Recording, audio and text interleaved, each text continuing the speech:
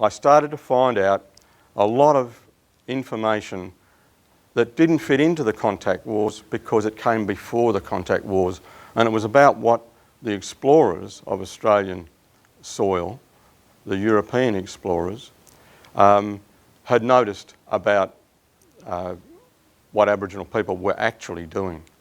One of the things I found very early on in the research for dark emu was this is a map that with the RIRC, the Rural Investment and something or other committee, put together based on Norman Tyndale's work.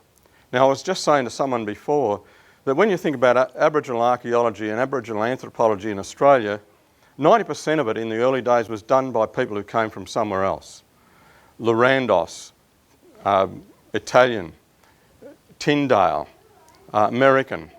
And even today, when we went up to Mildura to harvest Panicum decompositum and turn it into flour, the bloke who was helping us was Japanese. He didn't even speak English. What are we doing in this country when we've got all these boat people coming over here? That was a joke. You're allowed to laugh about it because someone's got to find it funny eventually, eh? These other people were starting to talk about Australian Aboriginal culture, and we weren't. The Australians were not.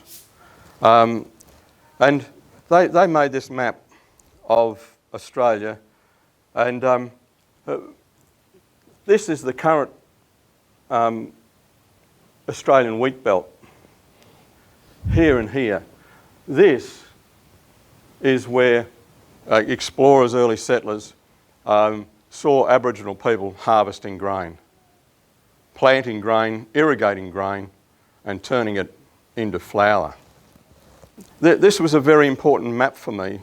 When I saw it in a magazine that I had Googled up and found by accident, I was very taken by how much we had been misled in all of my schooling.